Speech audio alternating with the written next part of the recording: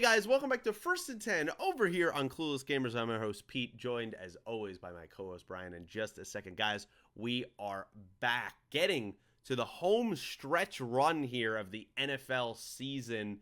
We are in week number 14, Bri, the week after Thanksgiving. We have a whole bunch of games to talk about from that week.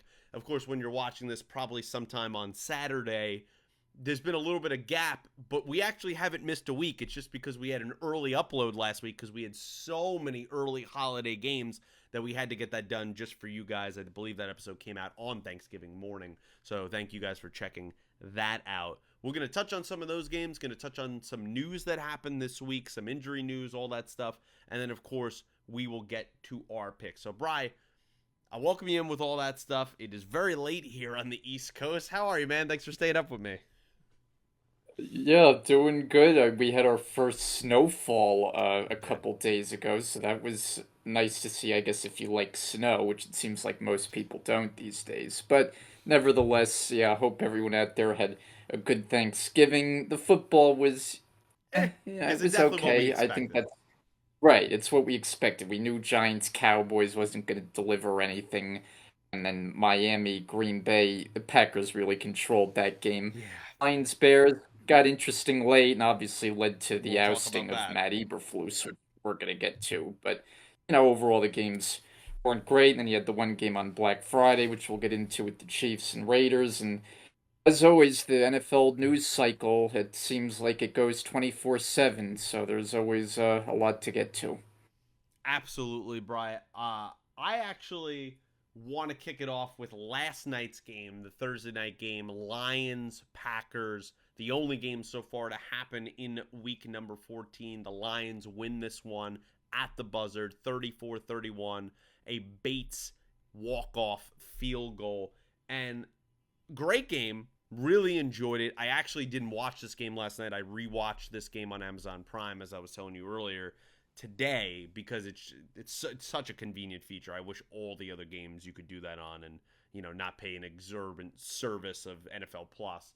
But regardless, great game. Really, classic, ref things to talk about, all of that stuff. But the first thing I want to start at is Dan Campbell and this team. Oh, yeah. The first thing I want to do is I want to say a positive and give some praise, and then the other thing I want to say is I have some concerns for possible future games. The positive I Mm. want to give is this is one of the most injured teams in football right now. And the fact that they have one loss on their schedule, that they're on what, like an 11 game winning streak at this point. It's the best start in Lions franchise history. They had the first team up there to clinch them and the Chiefs, I believe it is, that they clinched a playoff spot. Oh, and the Bills too, because the Bills won their division. All of that stuff. First team in the NFC to clinch a playoff spot. I'll give them all the credit in the world for that stuff. I think what Aaron Glenn, the defensive coordinator, has done, Ben Johnson at the offensive coordinator, Dan Campbell keeping that ship together, bringing in guys like Jamal Adams. Never thought I'd see that guy play in the league again. He's coming in. The Zadarius Smith trade they made about a month ago, they signed Quan Alexander. Remember him at linebacker? He's coming in on the team. Like all of these random guys, because they've had so many injuries. They had a couple more injuries last night. Even on the first kind of defensive series of the game, they were losing players left and right. They deserve a lot of credit for teaching these guys that have come in, teaching them kind of this quote unquote lion way, and really playing some really good teams here in the Packers. Next week they get Buffalo, and they just somehow find a way to keep churning. We go back to that Texans game. Jared Goff throws 5 picks. They still win the game anyway. They have this knack for just believing in each other. Of course, they're supremely talented, and we know what they are on that side of the ball, on both sides of the ball, especially offensively. The part that before I turn it over to you, the concern part, and I wanted to give a praise because they deserve it, and I'm not trying to be a Debbie Downer or a hater or any of that kind of stuff. But I am concerned with this Dan Campbell stuff, and I've said this earlier this season. I've said this last season. When you go for fourth downs, I said this about Nick Sirianni too. When you go for fourth downs and you make this many gambles consistently, it will come back to bite you in the biggest spots. And we've seen this happen in the 49ers game in the NFC Championship last season. And in my mind, and I think a lot of people's minds, They make a couple different moves, kick a field goal in that game, play a little bit of keep away. They're in the Super Bowl last year, and who knows what happens? Maybe they win against the Chiefs. I mean, they beat them in the opening, week of the season last year. You never know what's going to happen. The point is, they at least would have been in the game for the first time in their history. And Dan Campbell, I said it, and I came on the podcast after that game. He cost them that game. Last night, they go 4 for 5 on fourth down. It worked out. Excellent. Applause to them. They were the more physical team. They were the smarter team. They got it. But my concern, Bry, is you do that stuff in a playoff game where we just know it. Everybody knows it. The pressure is extreme. It's way more infinite. The crowd is way more rabid. There is just so many more eyeballs on the TV screens, the pundits, everything. You feel the pressure even when you try to block it out.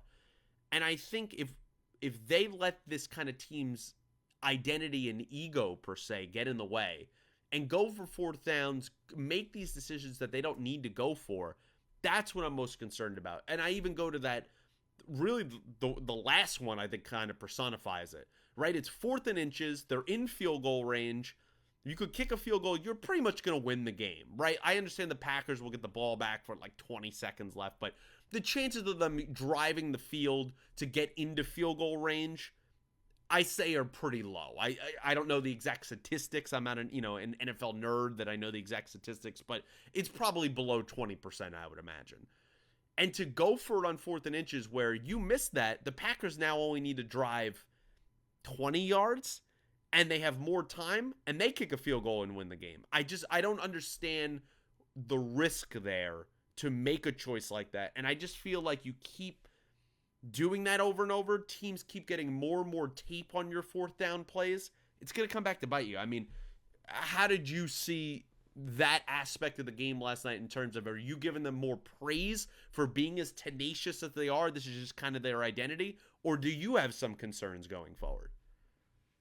I mean, I think there definitely is both there because I think when you look at the team as a whole, like a big reason for their success is that identity that has been brought That's about fair. by Dan Campbell and their aggressiveness, and that's a big reason why they're they're winning a lot of these games that they are. But I feel like they take it to an extreme level where like it's fine to be aggressive, but once you cross the line where it becomes reckless, then you Yeah. start doing yourselves a disservice. And we saw that, as you point out, last year in the playoffs. And we saw it. I mean, I know it worked out for them last night, but there was one that I wanted to get your take on because the one at the end got all the attention when they Yeah. go for it. But earlier in that half, they go for it on a fourth down. It's the only one that they don't vert on. They're on like their own, I don't have the exact yard line, but it's something like Yeah. their own 35. Yeah. And it's like a 4th and 1. At that point, they're leading by a field goal. Like that Yeah. was It's their one own where their they own go for it, 31 yard line. their own 31-yard line, Yeah. and they go for it there when they're up by a field goal. Like that one to me Yeah. was I thought outrageous. it was crazy. You And then already had the it comes lead. back and Josh Jacobs gets, you gave the Packers a free touchdown right after that. Right. Yeah, I They don't end get up it. they end up scoring a touchdown to take the lead. And the thing is, like, even if they get it there, there's no guarantee that that drive is going to result in points. Like, Hmm. you're still way behind on the field. So, I mean, that one, like, late in the game when you're already leading, that was one that just to me didn't make any sense. Like, I understand the rationale. Yep. I, I I wouldn't have had the guts to do it, but like I understand the thinking. You have one play, you want to just end it right there. You don't want to put your injured defense back on the field, which didn't have a good game, which hasn't been playing well the last several weeks. Right. You figure you trust your guys, the offensive line, the running game. You have one play, you get it done there, and you get even closer and kick the game-winning field goal. So I get it from that standpoint. I would have kicked the field goal. I mean, I'm not as bold and aggressive as some of these coaches, and it just seems like it's becoming more and more automatic to go for these fourth downs, and Yep. of course the Lions more so than It's anybody statistics, else. right? It's But statistics show you to do it.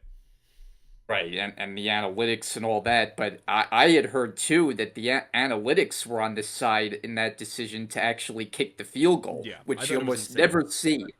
Right, every time like they put up that graphic, the analytics say go for it. The analytics say go for it. Yep. Well, the analytics in that case said to take the 3 points. So that's when you know you're going over the line. So I like that they're aggressive. I like that they have an identity. They're obviously a tremendous team. They're great to watch. They have to learn from past mistakes and they can't push the envelope too far this playoff because if they get burned again the same way, Yep. ooh, is that going to leave a sting for this team? Because this team can win it all. They They can. absolutely can. They have all the ingredients, and I feel like the only thing that's going to stop them is one of these decisions where they get too carried away, and it's going to bite them. Like you said, the odds become less and less in their favor the more they go for it on these fourth downs. So it's kind of the way I saw it. Yeah, here's my thing, right? Like, last season we saw this too, even in the Cowboys game, right? Remember they get screwed on the Dan Skipper play. Is he eligible? Is he not eligible? That doesn't happen. And then remember they had three chances to go for it on fourth down, and they at some point it was like they went from like the 7 yard line or something. Like, didn't even make any sense what they were doing to go for Yeah, two at right, that right. point. That's my Yep. that's my point. Is that seemed more like, okay, this is what we're committed to do and we're doing it no matter what. Well, no, like that's not how you operate life. Like, you change based on the kind of the outcomes in front of you and the potential outcomes that could happen, the potential consequences. I just don't think that's a way to coach where I love Dan Campbell in a lot of ways, that he has that tenacity, all that stuff. Yeah. Him and that front office have done an excellent job of rebuilding that Lions team. A front office actually from the Rams, right? But like, they have done an excellent job of doing that. But we have to ride a line here. And I thought even the one that they went for when I was watching it today, when they went at the end of the first half, it's 4th and 2, they could just kick a field goal, go into the locker room and be up 13 to 7 or whatever, call it a day. To go for it there and hit Gibbs for the touchdown, I thought that was incredibly risky, and that was not a play I would have done. Considering at that point in the first half their defense had played great. So why you would have confidence all in the world that, oh, they're going to play like that in the second half. Obviously they didn't, even though they got set up on some short fields. But I'm concerned, and I understand that if you're a Detroit Lions fan watching this right now, it just sounds like we're really like, we're not praising them. We're kind of really, crapping all over them, even though this team is excellent. It's one of the best teams in the league. I'm not saying that. I'm holding them, and I think Brian is too, to a higher standard here of that we think that this team can win it all. If you're going to win it all, there are necessary ingredients that you need, and doing stuff like this is just, it's reckless. It's not smart. It's not ahead of the curve. This will come back to bite you. We seen it last year in a huge playoff game. If you're not learning from that, and then the other part of it is too, Bry, for me, the more and more they get injured, of course, obviously, that makes them vulnerable. But then you have to change this identity. Maybe you don't have the same personnel to be physical, to be smart, to pull off these plays. Okay, so are you going to make adjustments and maybe play a little more conservative because you don't have all your firepower out there on either side of the ball? That's where the changes have to happen for me as well. Yeah, and then too, when you go into the playoffs and you're facing a team like the Eagles who are rolling, I'm sure we're going to get to them at some point. It's going to be tough to slow them down with the defense they're running at there at the Yeah. Barkley running game and how the Eagles have it working on all cylinders right now. So, yeah, I mean they got to be careful. They're not a perfect team by any means, and the main issues are on the defensive side. I mean, you lose your best player on defense, that's one thing, but then you start to It's lose a everybody bunch leaving. of others. It becomes a war of attrition, and the offense can only take them so far. It's a good offense, but it's not the greatest show on turf. So they need the defense to be able to complement as well. Yeah, and they had these, the defense has obviously been the huge injuries, but even Taylor Decker not playing at left tackle last night, and Skipper was in there. Like, that's a big concern. And, you look at the numbers, right? Goff, 32 for 41, 283, 3 touchdowns, and he had that really bad pick that gave a free touchdown basically to the Packers as well to start off the second half. He had a really good night. Williams seems like he's so hit and miss, but he led them in receiving last night. You got the dual running backs and Sonic and Knuckles there. Um, Obviously, we know what they can do, how physical that offensive line is behind Penei Sewell and all these guys. I just wonder how much more they can take. And yeah, I'm not trying to be, even a kind of a Rams bitter fan. I sometimes still do have these questions about Jared Goff where I'm like, can I fully trust this guy in the biggest spots? Those I do have some concerns about that. I'd be lying if I didn't say so. Yeah, no, I think it's fair. We've seen him occasionally, like as well as he's played in a Lions uniform, there is the occasional like awful interception where it's like Yeah. this guy does not even look like an average quarterback. And I mean, he's not an elite quarterback. He's a very good quarterback. I would say like a game manager on steroids would be a good way to put Yeah. it. Like I think he's better than a game manager, but he's not a Josh Allen or somebody like that who can carry a team by himself. I mean, he's in a very good situation and he executes the offense the way he needs to, but occasionally he can have a bad turnover in there, and that's something that you Yeah. got to be careful of going into the biggest games. I think people always categorize that, oh, you're a hater if you don't say this guy's elite. Look at his stats. I think if you're talking about the game like we do, like obviously people that have way bigger platforms do, it's ridiculous to just look at stats. If you're watching the games, if you have all your experience watching football, if you know it in your gut, and there's just something that I don't trust about this guy, you should be okay to admit that. And I don't think he's in a perfect situation with surrounded by elite, super talented players, Ferraris basically everywhere. And then he has a bunch of hogs up front. He couldn't be in a better situation. This is a better situation than the Rams had back in his great season in like 2018 when they went to the Super Bowl. This is a better team. This is a better offense. And I don't think it's wrong to look at as these injuries mount to go, all right, well, is this guy the old adage? Is he a kind of a bus rider or a bus driver, right? Like is he pulling the bus or is he kind of just along for the ride? I don't mean disrespect, but I tend to go he's more along for the ride than really leading this team with his play. He certainly has been a good voice in the locker room, but play wise, he's just kind of in this perfect position. Yeah, well, that before we move on to other games, I mean that's why I think talk about him being in the MVP And conversation he is in is it. overdoing it. Like Yeah. he's not the MVP. I mean that there's just He don't so be many other surprised. players. Don't be surprised that he gets votes. Yeah, I mean he's not gonna win it, but I think he's 8-1 right now in Vegas. I think the last time I looked on like DraftKings and stuff like that. So it is Josh quite Allen's possible. probably the favorite at this Yeah, point. he's the Allen number favorite. one. Barkley's up there. Lamar is I think like fifth or something like Yeah, that. Before we Lamar was higher until he fell off the he last couple of weeks. he was, and we'll get to him in a second. Before we get out of here, I do want to talk about the Packers side of it as well. Thought they played, kind of a game of two halves, right? In the first half, really some critical defensive penalties. Love, I think, had 37 passing yards at the half. Couldn't find their rhythm. Nothing going on. Their only big play, Christian Watson, he fumbles it, gives it right back to the Lions. And then that second half, they kind of got some things handed to them by the Lions, but they really made the best of their situation. And Love, for me, seems like he's coming back into what we saw at the end of last season, right? He seems like he's over the groin injury. He's settling back in these last 3 or 4 games. He hasn't even thrown an interception. And I feel like during this stretch run, this Packers team, I think, is underrated because they haven't beaten the Lions now in the 2 matchups. They're still 9-4. They're still really good, and they're going to be a threat in the playoffs with all of this young talent. Do you feel the same way?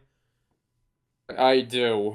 I think this is a very solid team. I mean, you think about what Josh Jacobs has brought to the mix. He's really given them an edge in the running game. Didn't get off to a great start this season, but he really has been a beast lately. I mean, he scored 3 touchdowns in the game yesterday. He's just added that element that's been missing. I mean, Aaron Jones was a nice player for them, but Jacobs has really brought that edge He that has. they needed. And when I watched Jordan Love, like before the season, I wasn't too high on the huge contract that he got. I have to say though, like when I watch him, like, to me the ceiling is very It's high. so Like high. this guy, he's got a tremendous amount of talent, but he has to harness it better. I mean, there have been Yep, far too it's many fair. negative plays, Yep. bad interceptions, pick sixes. If he harnesses it, I mean, he could be a special player. And they've got Yeah. good talent around him. They only had four different receivers catch a pass in this game, which, you'd like to have more. I know Dobbs was out. Yeah. But yeah, this is a team that's well built, and I think they're going to be a factor in the NFC for years to come. Does anyone throw more off-platform, one-footed, falling backwards passes than Jordan Love? I feel like I see three a game. Like it's just like his Yeah. signature move every time. It's he has a high ceiling. I think this team has a high ceiling. I don't know if this will be their year, just because they couldn't get over the Lions hump. They're behind the Vikings. They kind of started in a little bit of a hole. I mean, hats off to Matt LaFleur and the coaching staff and Malik Willis that he was able to keep them afloat. But I think they can win a playoff game, maybe two, but I don't think this is going to be their year. I think honestly, last year they should have beaten the Niners. They would have had a real shot to make some damage in that NFC Championship, and they blew it just like their NFC North counterpart against the 49ers. Brian, let's jump back to Week 13, and let's talk about some games going on here, and we'll just kind of run through these. You wanted to talk about the Black Friday game, which I thought was an interesting game to talk about. Of course, we're talking about the Chiefs taking down the Las Vegas Raiders 19-17, and I know I saw the. I'll just get this out of the way. I saw the trend going on after this game, the trending hashtag of Black Magic, talking about how the Chiefs have Black Magic. How are they winning all of these games? This is insane. Do I think it's to that degree? No, right? They're a well coached team. They're the back to back defending Super Bowl champions. Let's give them some respect. But there is something weird going on this season, Bry. And a lot of people, the first thing they say, whoa, whoa, whoa. Look, this team didn't look great last season, and look, they won it all. Sure. That's not what I'm saying. I'm saying that this year, there's just something, just, it just works in their favor. Like everything, even when they've had all these injuries, they get a perfectly blocked kick. They get a fumbled snap on a potential game-winning field goal. They get here's a pass interference call that yes, it was a pass interference, but of course that perfectly works out there. Isaiah Likely's toe is just out, right? Like Yeah. they've been so Yeah. close on every one of these games, and they deserve absolute props for pulling it out and winning these games. It just feels like there's just I don't want to do this because, and I guess I'll just put myself out there because we shouldn't doubt them after last season. But I'd be lying if I didn't say in my gut, this team, I don't fully trust them. I just don't, and I know it's crazy, and I know there's Chief fans.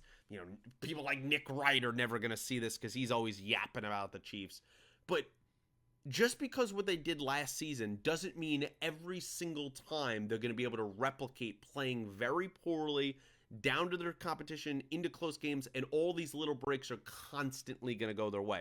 I don't believe in that. Whether you believe in, the sports gods or luck or any of that stuff, I'll leave that to the audience. But these things statistically, if you want to just go that way, are not always going to go your way. And playing this close and playing, let's be real, down to your competition and sometimes downright sloppy, that could come back to bite you too. We kind of just talked in a not so positive way about the Lions. Let's be fair to the Chiefs too. This was not a good performance, and I won't say lucky because they still would have had to make the field goal, the Raiders, but it kind of does feel lucky, doesn't it? Oh, it does. I mean, it's been the story of their whole season. I mean, you have to acknowledge with the Chiefs story that they get the benefit of an awful lot of calls officiating wise. I mean, I'm not one who likes conspiracy theorists or talk about Me the either. officiating, but from an objective standpoint, you have to realize when you watch them, like there are a lot of calls that go their way, and it happens week in and week out. I mean, this is a game I thought they were going to lose. The Raiders Yeah. at the end of that game got into comfortable field goal range. This is a Raider team that's been This is Aiden awful this O'Connell. year. Aiden O'Connell. Aiden O'Connell, and they go into your building and you can't put them away. I mean, I remember when we last week did our predictions, you said if the Chiefs don't win this game by double digits, you're going on a rant. Well, Yeah. you went on a little bit of one there, and rightfully so, because this game I felt like the Raiders were going to win it. They were comfortably in field goal range. And the Raiders, as they do, As they do. screw it up, right? They get the snap Yep. before O'Connell's ready, and then the penalty gives it to the Chiefs, and it's ball game. But another game that they definitely could have lost. I mean, there's a couple things I want to get to because we've obviously talked about Mahomes a lot throughout the year. I mean, you really have to do a study in these last 2 years, like why has his play slipped as much as it has? Yeah. And I mean, I know you can point to this year, and it's true, a lot of injuries on offense, but first year after they lost Tyreek Hill, right, and they win He the was Super excellent. Bowl, He was absolutely excellent. he was excellent with a cast of characters that was Yep. not great Yep. outside of Travis Kelsey. Mm-hmm. Well, they got One MVP Kelsey that and year. everybody else. Yeah, MVP. And I know Kelsey's play has slipped a little bit, but he's not washed up by any means. I Yeah. mean, he's still a factor. And you have to acknowledge, I mean, I know Mahomes was great last year in the playoffs, but this is now back-to-back regular seasons Yep. that his play has seen a precipitous drop. That to me is cause for alarm, and I just wonder like what the number one reason is. Like is this just kind of random that he's going through a bit of a downturn before he inevitably Yeah. picks it back up again?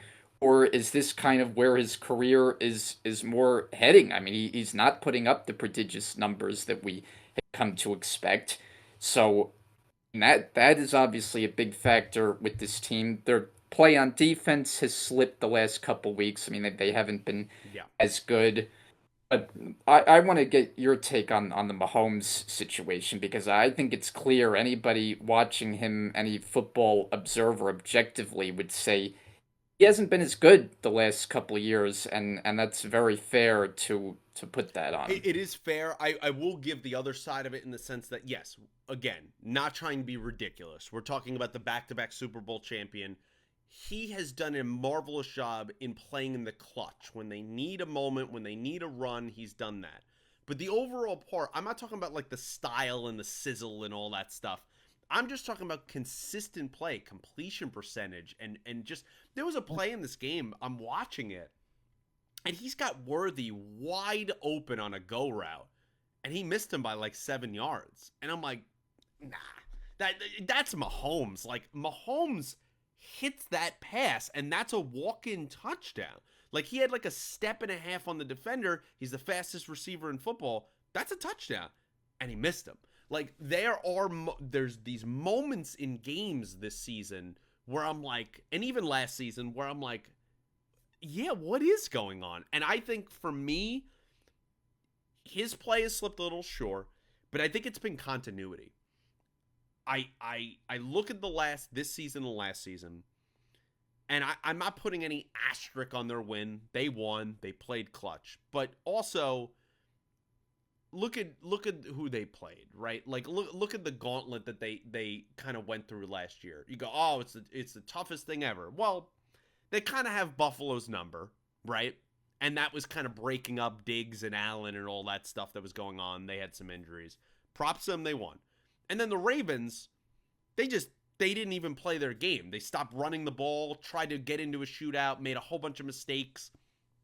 And the Chiefs didn't even play great in that game. They played a pretty crap second half offensively, and the Ravens just couldn't take advantage of that. That's more of the Ravens mentally being scared and breaking down than the Chiefs actually doing anything. And then, they get to the Super Bowl, and Brock Purdy had a lead in overtime, and hey, Mahomes clutched it up, and props to him for that. But it's not like they were winning it in games where I was like, oh man, like they look dominant. Not even blowing a team out, but look solid. And I think the problem for me that I can pinpoint is continuity.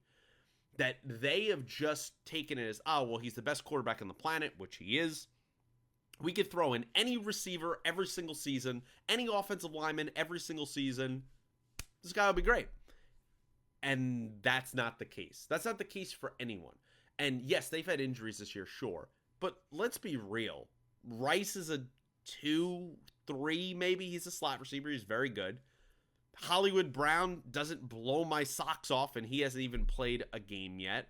And then we're Yeah. bringing in guys like Smith Schuster again. Obviously, they lost MBS, who won for them and made some clutch plays last year. Like, Kelsey has taken another step down this year.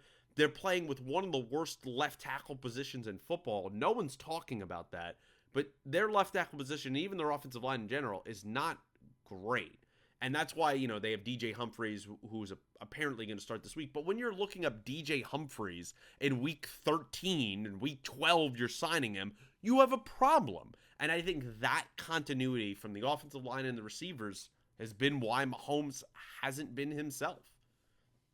Yeah, I think that's a very good point. And my final point on this Chief team is it's reminding me like week after week them escaping by. It takes me back to last year, the early part of the season when what team was consistently just getting by with Eagles. these close wins? The Eagles, exactly. And that season crashed and burned. I'm not saying this Chief season No, is going to do we're that. not saying that. Obviously, they're already in the playoffs and they can take it to another level, but I just don't feel like they can keep getting away with these, Yeah. slip by kind of wins. And they got a tough game coming up against the Chargers. We'll get to our picks there. Not going to be an easy game by No. any stretch. Another divisional game.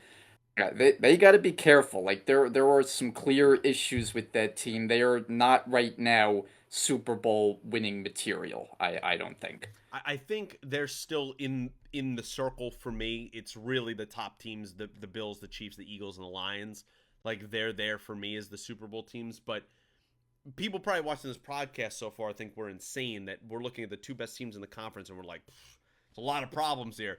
I think we're just being realistic that when the pressure gets higher, of course we've seen the Chiefs do that, but how many times you're going to do it for 2 straight seasons? You're going to like, because obviously 2 years ago they were great, right? They won it, that made sense. But now this year and last year, you're going to just say, every penalty is going to go their way, every turnover is going to go their way, every Mahomes is going to make a clutch play 10 out of 10 times every single time they need it at the exact moment. I just think that margin is so thin that that's not a way to operate. And I think, they're not going to win the Super Bowl every single season. It's not going to happen. And I don't think it's ridiculous for us to talk about, hey, what's going on here? Like, there's something going on, and it's just not been playing well. And another consecutive season of Mahomes playing on a downturn. Yes, okay, in the last 5 games, he's played better. Okay, he's played average. Like, he was playing bad in the beginning of the season, and he's playing average right now. Like, kind of a top 12 quarterback. Well, that's not what I expect from the best player in football. I Right. want You better. expect him to be number The one. best Yeah. player in football. So, yeah, I think all those points are valid. Yes, we didn't talk about any of the Raiders on the other side. I mean, hey, I'll give Aiden O'Connell some credit. He went 23 for 35, 340, and 2 touchdowns in this game. If you're the Chiefs defense, you should, and Steve Spagnuolo, you should be embarrassed of that. That's insane.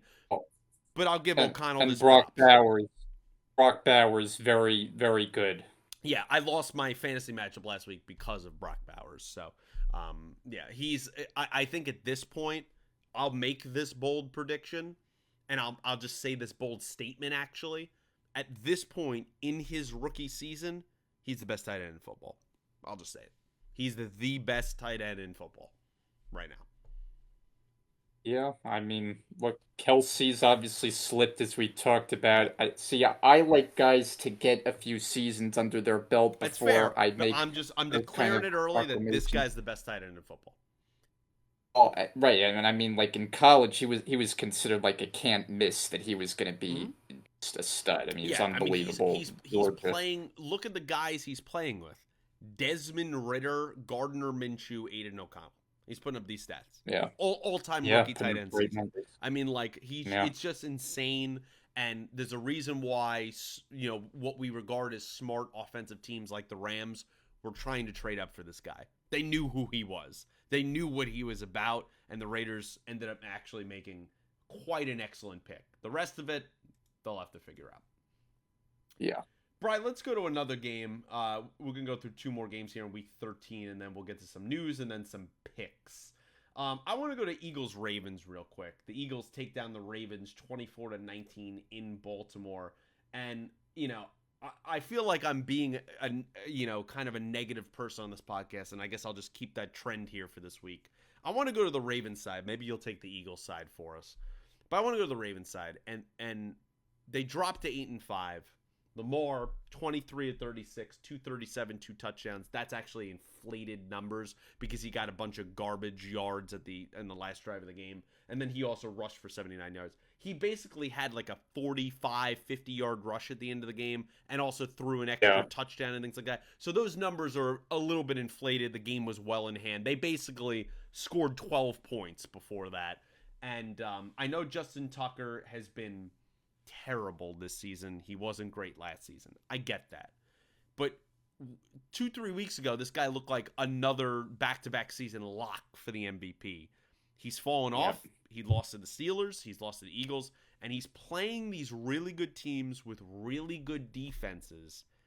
And he is not living up to the Lamar we know. Only the second time he's ever lost to an NFC team in his NFL career.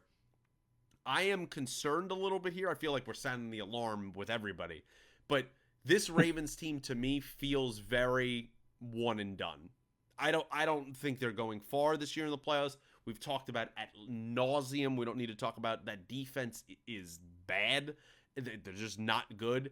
And Lamar in these biggest spots. I'm a big Lamar fan. I really am. I picked him to beat the Chiefs last year. Like, I have tried to be behind this guy so much. I'm not abandoning him, but we have to have these conversations that are spilling now over into the regular season where these big games, he's not living up to it. Do you want to take the Eagles side of it, or do you have something to say about the Lamar situation? Yeah, I mean it's definitely concerning that you're in the MVP mix and maybe he still is. He's not like one or two anymore, but He's like 5. like suddenly you start playing some of the better teams and better defenses and your play slips dramatically. Dramatically. y- you know, it gives you questions, especially going into the playoffs when Yeah. this is a guy whose history is he's folded in his playoff appearances. I mean, he's gotten there. He has two MVPs already, so he's proven he can do it in the regular season. So in order to have confidence that like he's going to turn it around, you'd like to see him go into Pittsburgh against that vaunted defense and have kind of a vintage Lamar Right. Jackson game, and he instead came up short. Gets another opportunity against another quality team and an Eagle team where their defense has kind of come along here as the season's gone on. And again, I mean, it wasn't good enough. Like you said, the numbers, they're not even that good to begin with, and No. they're inflated with some, garbage time stats. And if you watch the game, just it wasn't good enough from them. So yeah, I think the Ravens definitely do have some issues. I'm concerned about Justin Tucker missing like 10 kicks this season Yeah. for a guy who's an all-time great. I don't know where that situation stands. I know they, aren't giving up on him, and I, understand why. The guy has been so fantastic for them, but he can't be missing kicks, come the playoffs. Like that's just not going to cut it. Now, But something. from Oh, no, yeah, you go go ahead. ahead. Go ahead.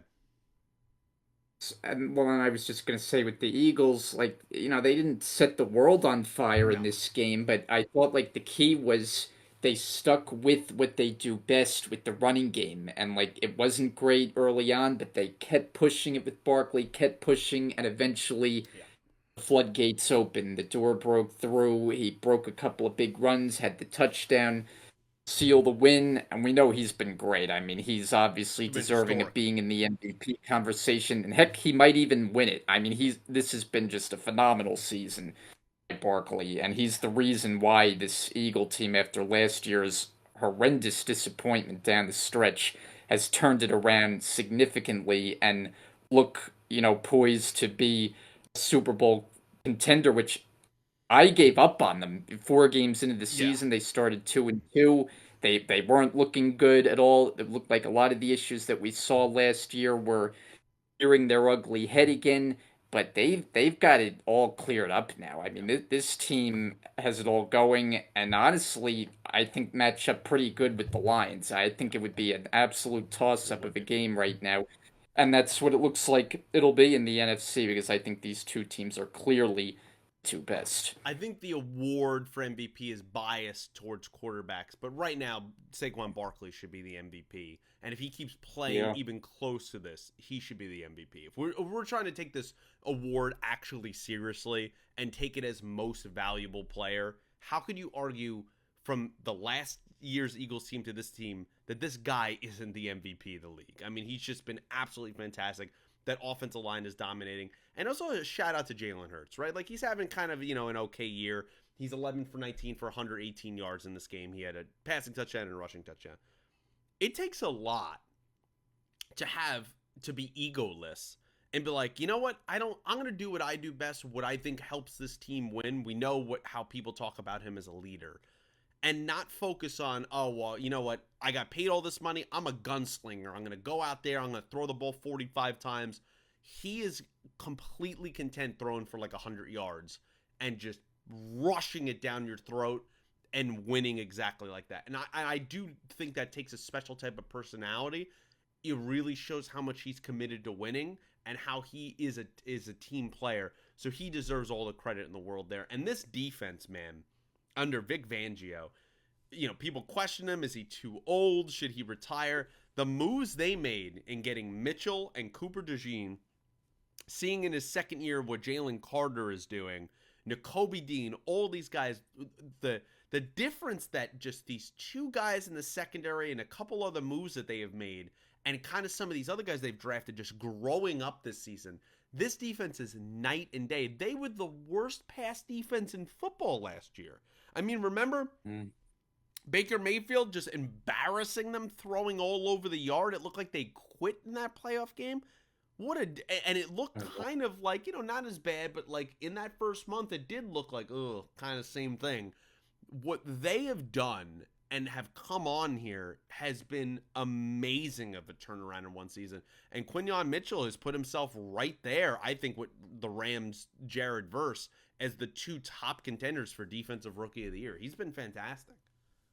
Yeah, no doubt. The defense has really come along, and offensively, like even with Hurts in kind of a diminished role, it's not as though like their passing attack is weak. I mean, if they No. need to throw it, they still can. They got weapons out there. I mean, they haven't had Devontae Smith. He's kind of been in and out, but when you have him with AJ Brown healthy, Yep. that's as good of a 1-2 combination at receiver. You got solid production at a tight end. Goddard had a touchdown in this game. So I think they're a very complete team and a force to be reckoned with. They absolutely are come playoff time and leading up to the Super Bowl.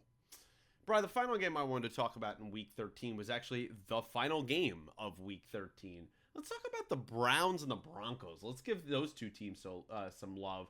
The Broncos win this one 41-32 in an absolute shootout that took place on Monday night. Incredibly entertaining game to watch. I mean, hey, it's Jameis Winston, man. Like, you're going to get some fun out of him. The guy in this game, 34 for 58. 58 attempts, 497 yards, 4 touchdowns, 3 picks. One of those picks was kind of just a throw in the air at the end of the game. The other 2 picks were pick sixes. I mean, so that's, it's the Jameis Winston experience. It's what you get. Jerry Jeudy, insane, went off in this game. 9 for 235 and a touchdown against his old team. He talked about before the game how he really wanted to shove it and show them.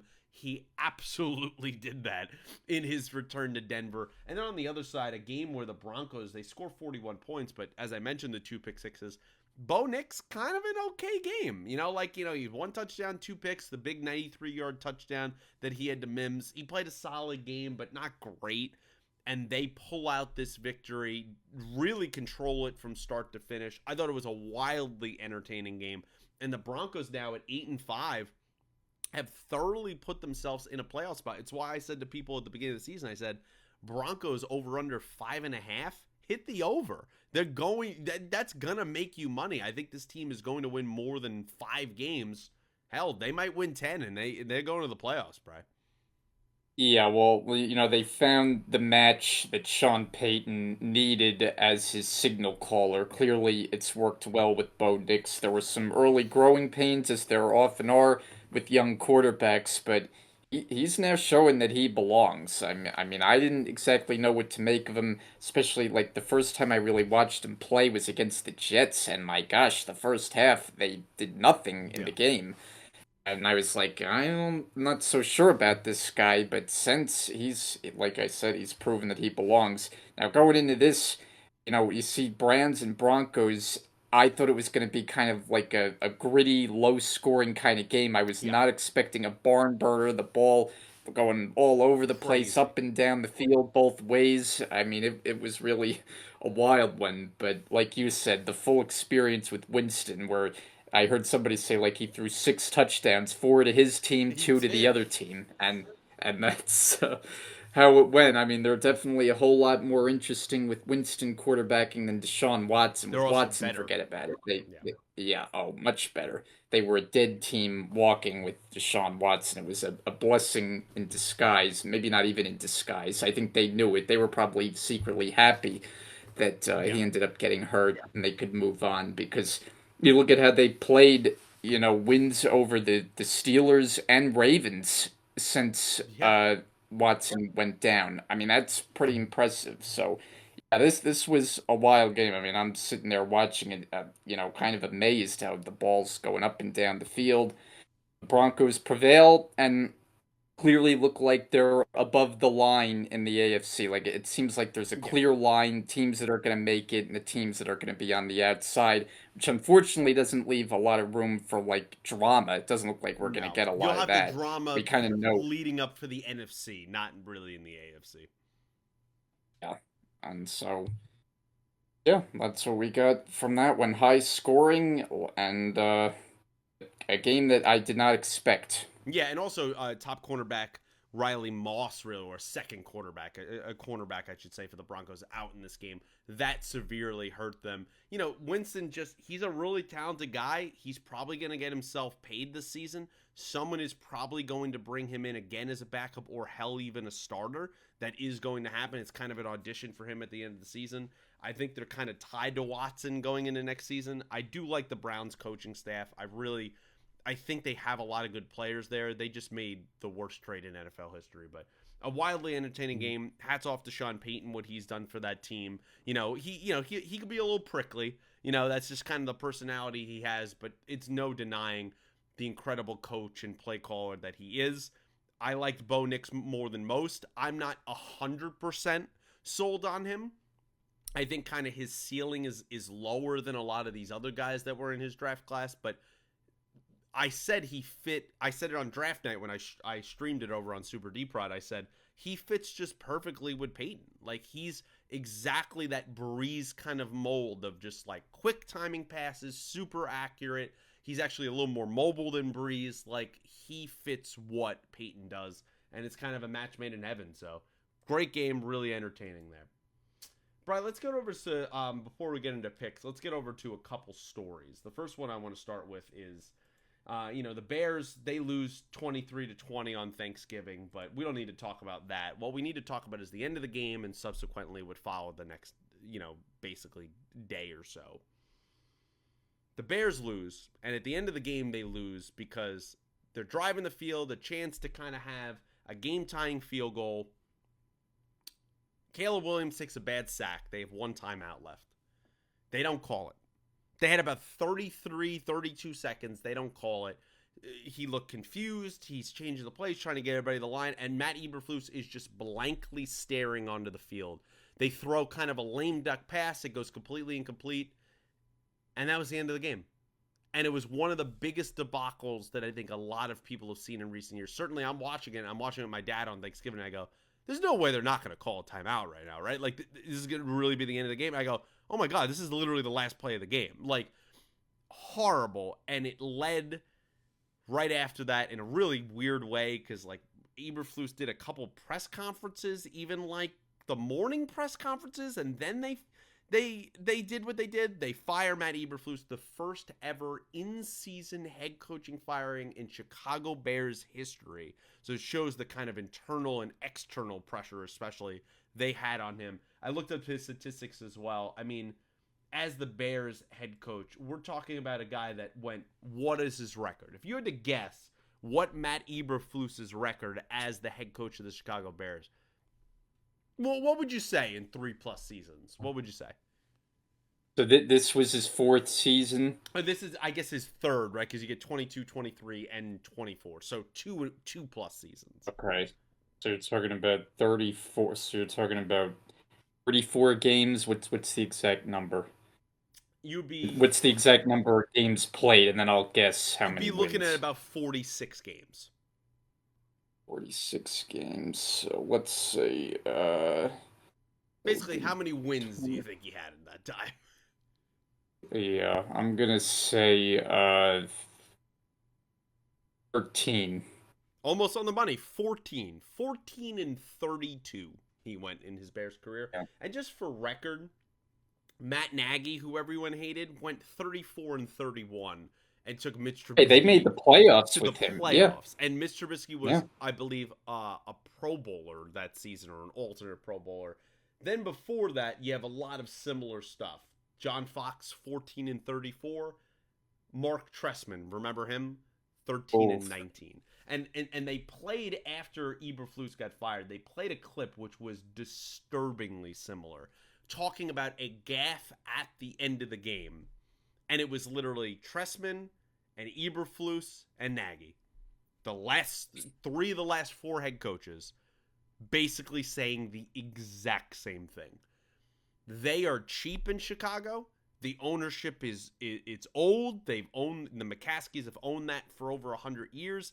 They got Kevin Warren as this like weird front office guy making decisions in there. You see all his weird kind of comments and press releases.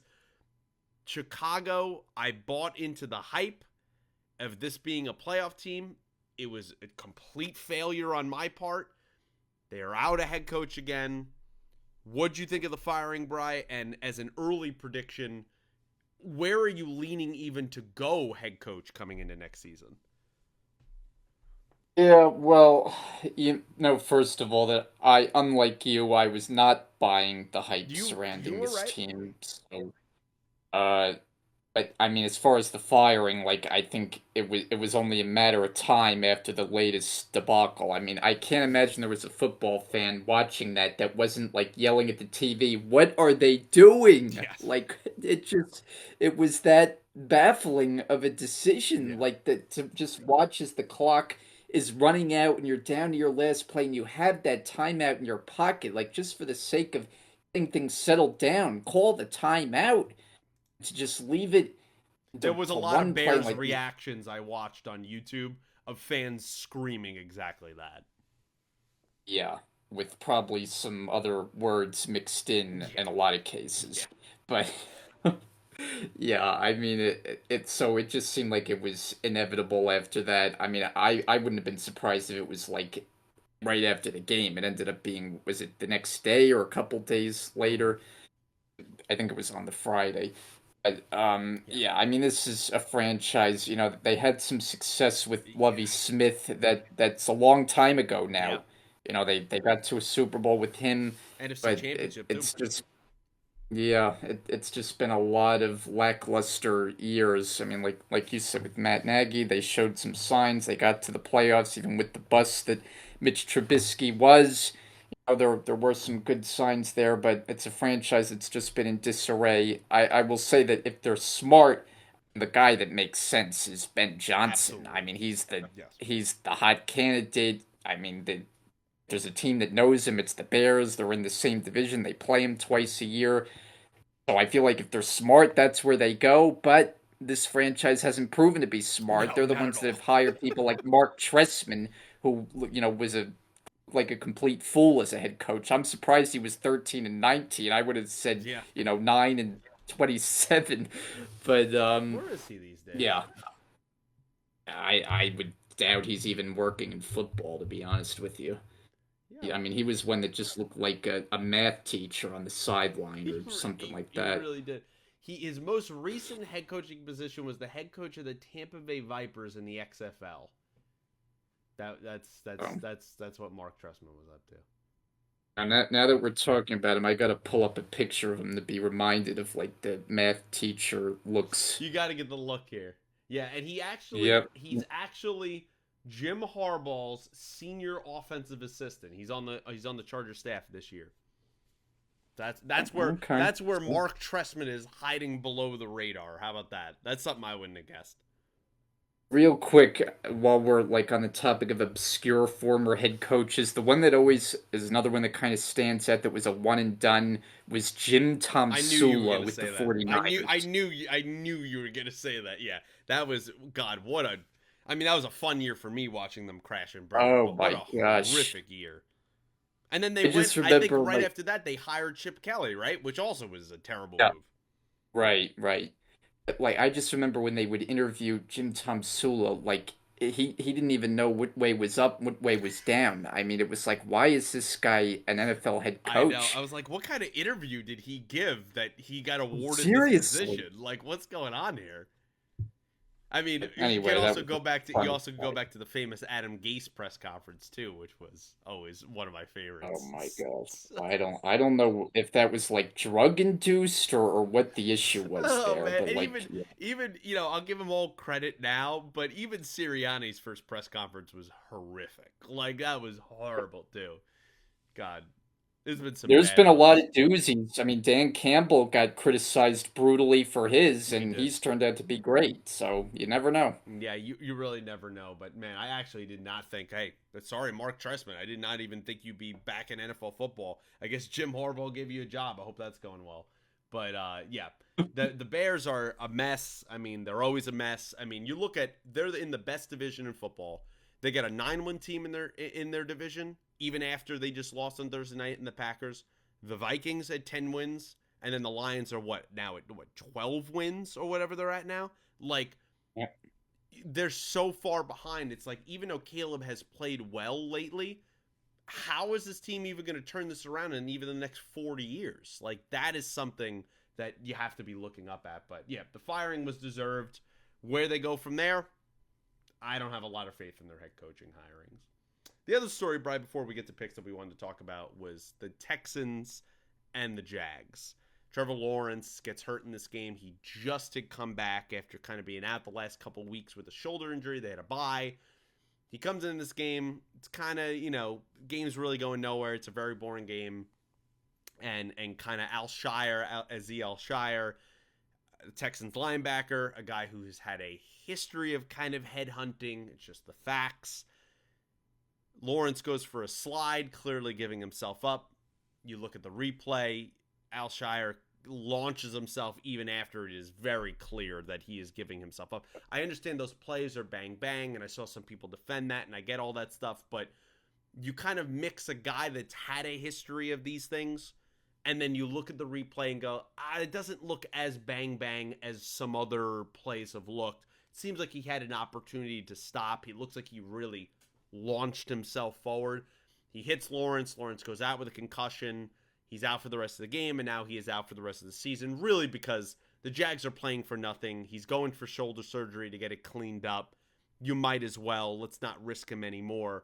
What'd you think of the hit? He gets suspended for 3 games. He makes a whole Instagram post of posting himself as the Joker and saying, I'll be your villain and all these things he said.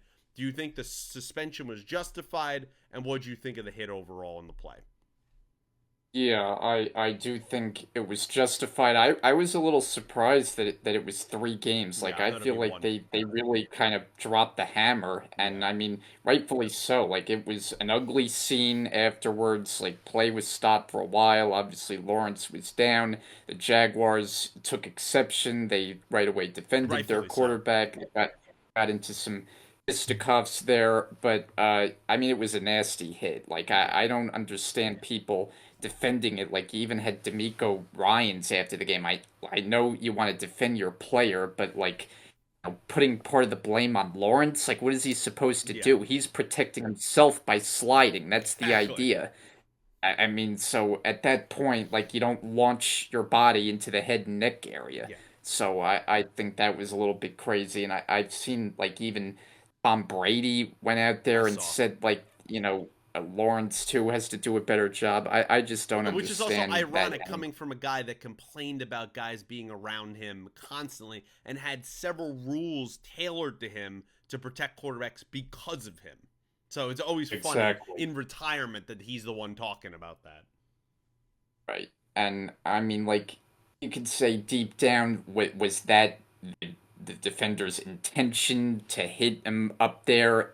Probably not. Like, on the field, it was a dirty play. I Yeah, mean, and there's the guy no has other a way around history. it. I mean, it's just the truth. Right. He has a history, and so the NFL, I think, did right here to come down hard on him. Yeah, and just as a final point, man, as I said last week, I went down with the Jags ship. We have officially sunk. We're below the water. It is over. What a horrific season for this team, and Trevor Lawrence just coming off the contract. Man, oh man, you got to start thinking about that. He really needs a bounce back year next year, whether that is with Doug Peterson, which I don't think it will be, or with somebody else. It's been a nightmare season in Jacksonville, and what a capper that kind of was to end his season and put the Jags out of their misery officially. Brian, let's get over to Week 14 picks. We'll kind of run through this because it is quite late here. But thank you if you've listened this long for sticking with us. We'll start at the 1 o'clock games. Jets Dolphins. You specifically said to me, I don't want to talk any local teams in here. Let's not talk about it any further. The Dolphins are going to win this game. We all know it. Let's move on. Yep, that's all that needs to be said. You and I talked a little bit before we came on. We Yep. said all we needed to say about the Jets and Giants. I don't want to say anything further. Maybe another show we'll talk about Rodgers' future and Yeah. whatever In the else. future. But for this game, they continue the mess they are, Dolphins. Falcons and the Vikings play. And quickly, Bry, there's some rumors going on, some reports that Michael Penix might usurp Kirk Cousins. Last 3 games, no touchdowns, 6 interceptions, coming off a 4 interception game in the loss to the Chargers last week. Cousins has looked bad. He's looked old, and he's looked like a guy coming off Achilles surgery that can't move anymore.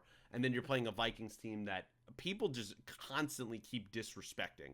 They're 10-2. I understand Sam Darnold's the quarterback. He's played well. I'm taking the Vikings. Yeah, I am too. I'm just impressed that we got the word usurped on a football Got it. broadcast. I mean, That's what I'm here for, that was vocab.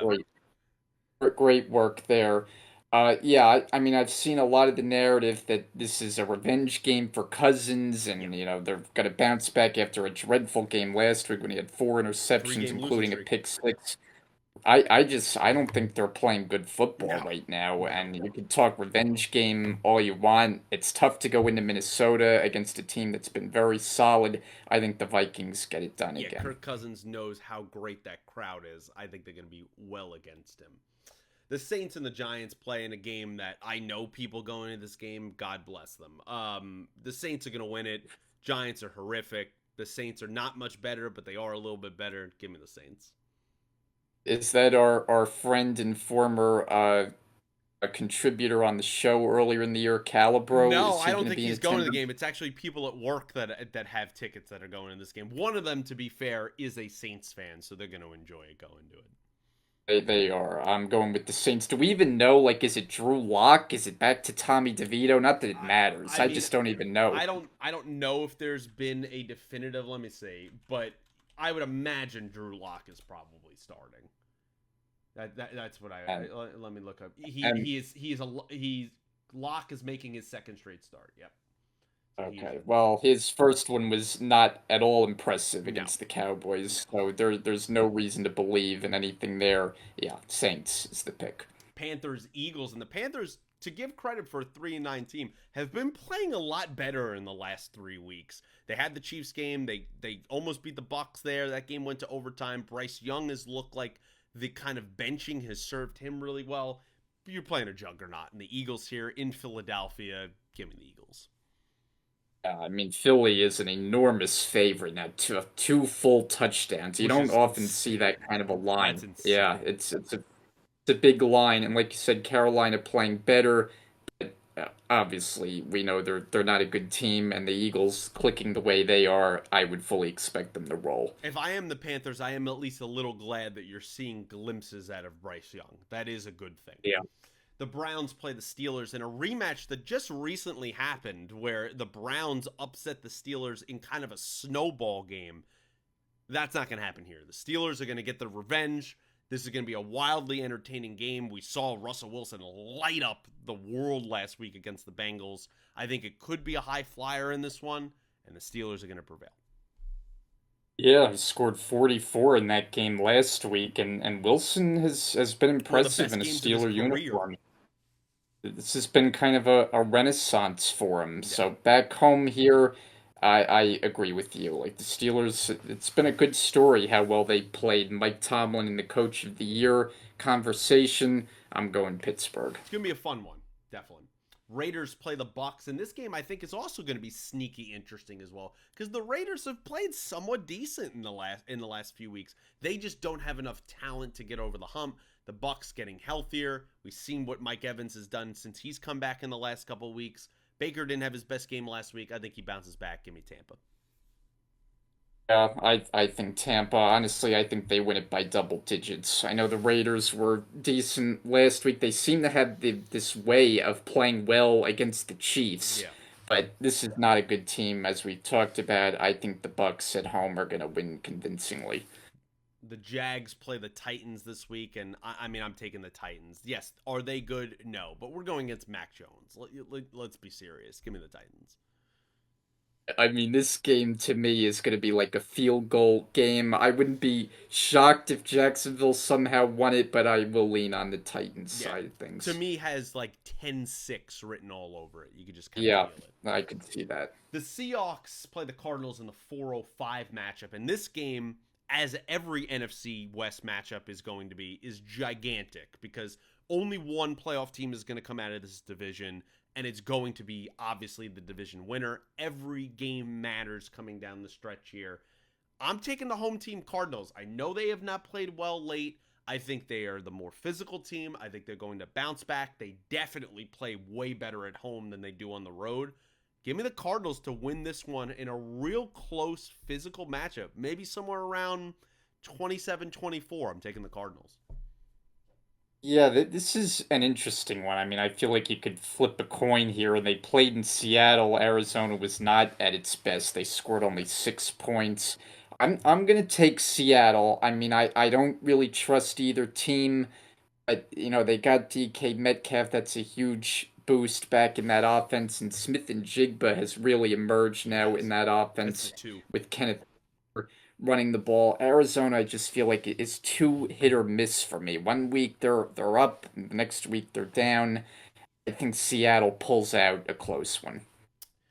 The 425 games kick off with the Bills at the Rams, and unfortunately, America's game of the week. So I'll be able to watch every moment of this game. I'm taking the Bills. I'm sorry. Of course, I'm going to be rooting for the Rams consistently. It's a massive game, but I don't know. I feel like this game has 25-30 point blowout written all over it. We know the last time that these two teams matched up, it was I believe 21 point skew. It was a 3 touchdown score. I think it was like 31-10. I'm I think that's going to be in this neighborhood. The Rams are mid. Let's be real. Some people in the national media are still in denial. I'm a Rams fan. They're mid. They beat up on bad teams. They can win against teams against their division, any team in their division. They're playing one of the elite teams in the league. Come on now. They're losing this game. Yeah, you've been very consistent on that with the mid They're moniker they're mid. for this team. I've seen a lot of Ram picks in this I game, have which has two. surprised me a little bit. I Yeah. think like the thinking is it can't be this easy for the Bills. That, Yeah. like just after they clinch the division, there's maybe a little bit of a letdown. I'm gonna take the Bills. There've been a lot of games where I've taken the Rams and I've gotten burned. Yeah. So now watch, I take the Bills, and I now your know. I team's know. gonna burn I us. mean, Certainly yeah. possible. They have the ability to do it, but I'm just gonna go with the better team. The team that's proven to be a winner all season long behind their MVP level quarterback. So I'm taking Buffalo. Their offensive line and their secondary of the Rams have neither of those positions have proven that they can stop anyone on either side of the ball. Why would I pick them? The other 425 game is the Bears and the Niners, and before the season, everyone would have been like, "Man, what a matchup this is going to be." Now we're a 4-8 and a 5-7 team are playing each other. You could say the Bears are due. They're on an interim head coach, all that stuff. I don't care. I'm picking the Niners. I'm taking culture. They're in Santa Clara. I'm trusting Kyle Shanahan. I know they're beat up everywhere. I'm trusting that they're going to get this win, giving the Niners. Yeah, that's kind of my thinking here. I mean, they're still alive in a division that has been so mediocre. So if they, obviously they still need to win this game. If they can't win this game, I mean, obviously their season's over. I have to believe at home against a team that's in disarray. I know a lot of times after coaching changes, you can get this kind of burst of energy, but I don't think it's going to be enough for the Bears, Niners. Also, just good luck to Thomas Brown, interim head coach. It'll be his first game taking over there. The Sunday night game is the Chargers and the Chiefs, and I'm really excited for this one. Two teams that, yes, are injured. I mean, the Chargers have really gotten injured here in the last couple of weeks. I've went back and forth on this game. This was my most difficult pick of the week. But at the end of the day, regardless of what I said at the beginning, I think the Chiefs are going to win this game. Really ugly, maybe 17-13. I just think 2 weeks ago, the Chargers win this game. But they've had so many injuries in the last couple of weeks. Lad McConkey might not even play in this game. I just can't trust them to score enough points, even though the Chiefs don't score a ton. I'm going to take the Chiefs in this one in a real nail-biter as they play every single game. Yeah, I'm gonna go the other way here. I just feel like there's too many concerns with the Chiefs. I feel like another loss is inevitable, and the Chargers, I know their play has slipped a bit, but I think they're still very much a dangerous team. It's a divisional game. I just think the Chiefs have shown too many areas where they're vulnerable, and they're gonna get picked off here at home against the Chargers. Give me the Chargers 24-17. Big game for Justin Herbert as well. We've both been critical of him that he needs to win more. He needs to prove it more. This would be a spot to do that. The final game, Bry, is the Monday night game, the Bengals and the Cowboys. Again, before the season, everyone would be like, wow, this game. And now we're 4-8 and a 5-17. I'm glad that the media has finally caught on to what I've been saying for weeks. Stop believing in the Bengals. They're not good. Joe Burrow could have an amazing season. He had an amazing game last week. It does not matter. They're not good. There's something wrong with this team, especially defensively. That being said, you're playing Cooper Rush. Give me the Bengals. Yeah, I mean, suddenly, there's talk like, are the Cowboys actually alive? Because, No. they beat the Giants, and then, No. before that was a good win against Yes. Washington. But if we're honest, this team is not very good. I mean, I'm not expecting much. I know it's been a disappointing year. Cincinnati and Burrow, even with his great numbers, like occasionally he has contributed in the losing efforts too with a key turnover here Yeah. and there. So he's not blameless by any means, but obviously the big culprit has been their defense. But in this game, I mean, I would have to expect that they're going to get on track. It's too little too late at this point, but Cincinnati. Yeah, and I seen people making those Cowboys comments. And yes, mathematically, could they get a 7 seed? Sure. Really?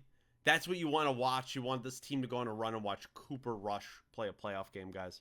What are we talking about? I mean, come on now. This is ridiculous. They're not going anywhere. Neither of these teams are going anywhere this season. And Bry, as we finish out, the teams on the bye on a late bye. 6 teams on the bye, which I think is ridiculous. Texans, Commanders, Ravens, Patriots, Broncos, and Colts are all on the bye this week. And guys, that wraps up week number 14 here on First and 10. I want to thank all of you who probably stayed this long.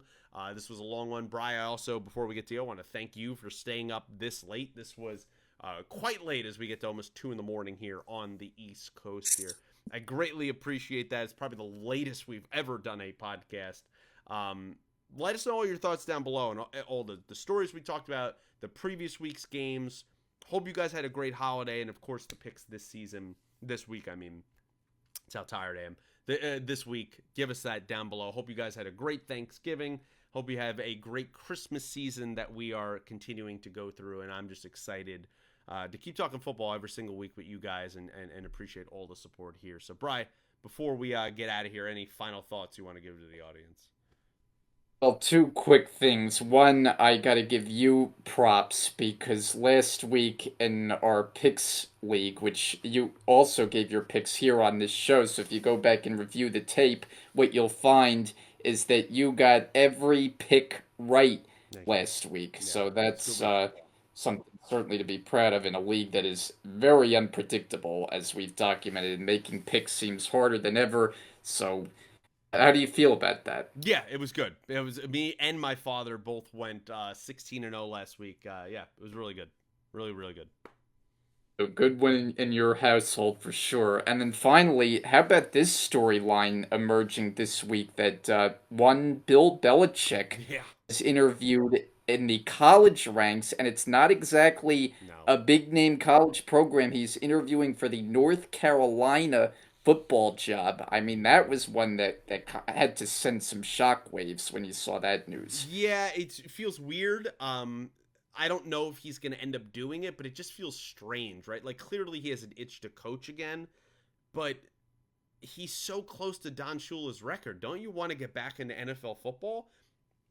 Maybe he's just over the ownership part of it and he'd rather deal with like complete control. The AD there at a college is kind of a puppet and he could have control of personnel and he doesn't think anyone's going to give that to him anymore, which they're probably not going to. I thought it was really strange. How I view Bill Belichick, that is not where I want him to end his coaching career at UNC. I guess the flip side is like if he ends up having success, Yeah. and gets that program to the playoff, then it's just kind of the cherry on top of a great career. I Right. mean, if he brings a program that's never been known, it's a It's a basketball school, basketball as school. everybody knows. Yeah. And if they suddenly become relevant from a football standpoint, that's just another notch in his belt. But yeah, surprising news. I wonder too, like if it's kind of a sign that no NFL team really wants to hire It, him it at is a this point. rumbling of that. Yeah, for sure. Yeah, yeah. Yeah. So, Yeah. good show. We had a lot to get to. Yeah. I think we did really well. I'm glad. Thank you so much again for staying up as late as you did. I can't believe I made it as well as I'm just coming off a 15 plus hour work shift. But so hopefully you guys didn't notice that there. But like the video, subscribe channel, share with your friends if you'd be so kind. And next week we'll be back a little more rested. But until next time, thank you for watching.